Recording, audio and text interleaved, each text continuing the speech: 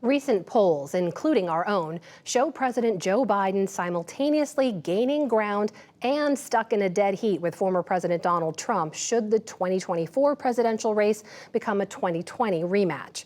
Joining me now is veteran Democratic strategist Faz Shakir. He served as the campaign manager for Bernie Sanders in 2020. Faz, good to see you. Hi, Amna. Let's talk about what seems to be some good news for the Biden campaign from our latest PBS NewsHour NPR Marist poll. His overall approval rating has actually gone up from a year ago, 5 points, 36% to 41%.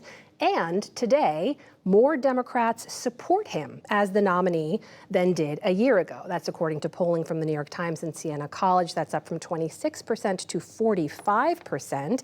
What do you think is behind those numbers increasing for Mr. Biden over the last year? Well, certainly the economy is in a strong place. I think most Democrats understand that this president has acted as one that is moving the progressive dial for the Democratic Party. He acts more like a prime minister than a president. He has to manage a coalition in which you have Joe Manchin to Bernie Sanders and keep all of them generally happy, moving in the same direction. So it's a very hard job, and you see the challenges that he has to constantly confront to keep that coalition together.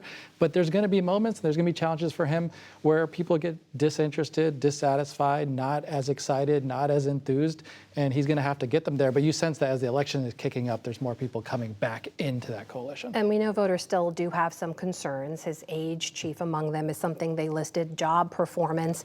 When you look at the current Democratic field, because he does have a couple of challengers, Mr. Biden is still far out ahead of both of them, Robert Kennedy Jr. and Marianne Williamson. You see some of the latest numbers there. But half of all Democrats polled say they would prefer someone new. And that's leading to a new conversation. I just want to play for you a clip we've heard from Minnesota Congressman Dean Phillips, who said he himself is considering a run, and he was answering questions about this recently. Take a listen. My call is to those who are well-positioned, well-prepared, of good character and competency, they know who they are, to jump in, because Democrats and the country need competition. So if they don't, you will? I'm not saying I will. Look, I think I'm well-positioned to be president of the United States. You do? I do not believe I'm well-positioned to run for it right now. People who are should jump in because we need to meet the moment. You agree with that? I like primaries. You know, I ran Bernie Sanders' campaign. I don't mind primaries at all. I do think that they understand that Joe Biden's a pretty strong candidate right now. So I think if you hear Dean Phillips, he's not assessing his own strength as being particularly good at defeating Joe Biden. That said, I do think that one of the things we're all missing and lacking from President Biden is this desire of what a competitive primary produces. He'd be out there campaigning, he'd be doing debates, he'd be doing press conferences, he'd be engaging with voters. We have largely seen a president behind a podium, right, largely delivering teleprompter remarks. And I think what a campaign does is cause you to engage with real people. And I hope that as he comes out of this break, that President Biden and his team are thinking about how you animate this presidency, because it needs to speak more to the heart than the head, right? He's got a campaign. If you think of Bidenomics, it's really trying to say rationally the economy is working for you. And yes, there are improvements in the economy, but he's got to speak to people's hearts, make them enthused, make them excited about this economy. And part of that is a friction, a fight. Who is this president engaged in fighting? Not just a partisan one, but a fight against corporate America who's robbing you of your wages, fighting to concentrate an economy that doesn't work for you. And I'm taking those people on. So I think he's got to animate some of these fights he's engaged in. Do you agree with Phillips? There's someone out there who's well-positioned who's not running? I doubt that. Yeah, I doubt that. I think he's consolidated a lot of the Democratic field. That said, he's got to animate it. He's got to get people excited again. And then obviously Donald Trump will do his part on the Republican side to animate a lot of Democratic voters. Well, speaking of that, then again, I should also point to another number that could cause some concern within the Biden camp. When you look at a potential head-to-head matchup between Mr. Biden and Mr. Trump, they're tied right now in a general election matchup at 43%. Also worth noting, 14% said they either wouldn't vote or didn't answer right now. What do those numbers say to you? You have to look at the people who didn't answer, and this is a class-based argument.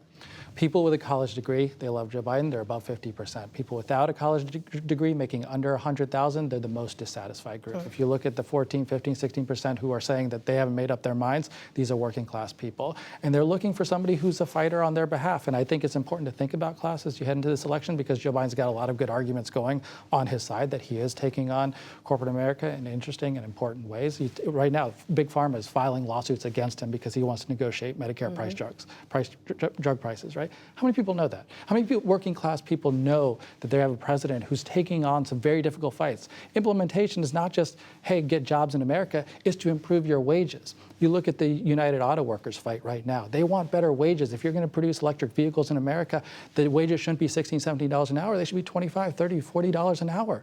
And that's a big fight. I hope everyone is tuned in. That's what motivates working class people. Those who haven't made up their minds right now, that's the category.